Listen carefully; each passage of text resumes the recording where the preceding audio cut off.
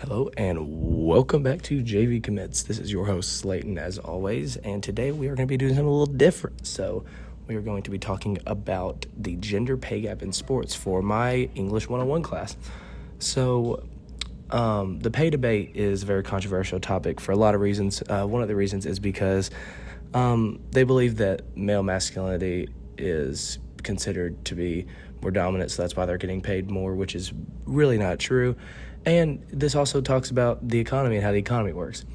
So whenever you think of a professional sports player, let's think you have Cristiano Ronaldo, Stephen Curry, Serena Williams. You think people were getting $1 million to play them. However, this amount of money is most of the time handed out in increments this big to male athletes and not female athletes. There is a reason behind that. And some of the different reasons are including income to the corporation, viewership most of the time, and more. So today in this podcast, we'll be talking about why they get paid the different amount and some evidence why and why it's equal and fair. So one of the reasons the pay gap is fair is by showing how the WNBA and the NBA players get paid and why they get paid that much. So it says in this article, the gender pay gap in sports on a fan request celebrity video site, the results showed, end quote, the results show that these athletes believe the lack of media coverage has an impact on their unequal pay. Another sport with significant pay gaps as of 2019 is basketball. Reports say the average pay of NBA players to be $8,321,937 and that of the WNBA players to be $75,181. This difference is partly due to the amount of generated revenues, as the NBA generates $7.4 billion a year compared to the $60 million the WNBA brings in. So this quote basically shows how NBA players get paid more because of the increasing amount of revenue that's brought in compared to the WNBA. It also shows how whenever you make more, you can give more to your players because you can just still keep your corporation, or otherwise in this situation, your league going, and you can have a happy league and you can have happy players who deserve the amount of money. The WNBA makes so little because they cannot afford the same percentage as the NBA. And so continuing on from that, another reason the pay gap is fair is because the percentage to the revenue the players are making.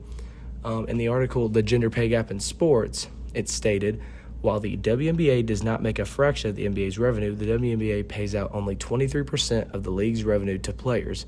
The NBA pays approximately 50% of the league's total revenue to players.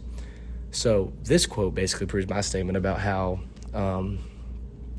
the gender pay gap is very equal, because it shows how the NBA makes $7.4 billion, but that means that they can pay their players more because they are making more so they can still support their league and have a financially stable league.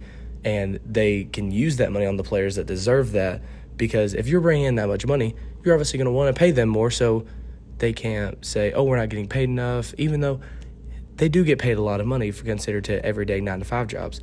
They do get paid a lot of money for what they're doing, but that's because of the viewership that they're bringing in and other things. So on the opposing side, however, which we need to cover this, some people will disagree with this statement. It is stated in the article, The Social Media Framing of Gender Pay Gap Debate in American Women's Sport, a linguistic analysis of emotive language. It's stated in there that they view, for example, they view themselves as role models in steering away from gender binaryism in a male-dominated field, yet they use stereotypes of femininity, particularly regarding women's coaches, lack of leadership and skills as compared to male coaches. So basically this quote or statement talks about how women are seen as weaker and have less skill than men. This, in fact, may be true for certain things, but it's not entirely true. In the article, What is Serena and Venus Williams' net worth? How much money do they make? It stated just under $95 million of Serena's income has come from on-court winnings, twice as much as the next female player on the list. Venus in 2022, Forbes pegs her net worth at $260 million. So that's showing how Venus Williams makes $260 million a year, but Serena only, because she still does commercials and other stuff and has sponsorships, makes $95 million a year just from playing tennis.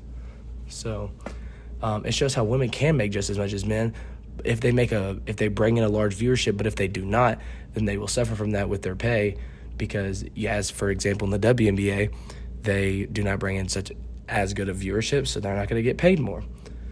So basically, to wrap all this up, it's shown how today I've shown how the gender pay gap in sports is in fact fair and has evidence to back it up as well. Whenever you're looking at this topic, you may not see all the details from the outside because of the media and other sources, because the media uses a technique called slanted news, which is basically taking it, making it sound a certain way so the reader can think a certain way and so they can kind of trick them. But overall, because of the evidence given and multiple sources shown today, we can see that the gender pay gap is fair and not wrong. So if you guys do have any questions, feel free to ask. Please leave a comment down below and like and subscribe to this channel. We'll be posting more on this in the coming days. We have some videos scheduled as well to be posted. But if y'all did enjoy this, please let me know, and I'll catch y'all later.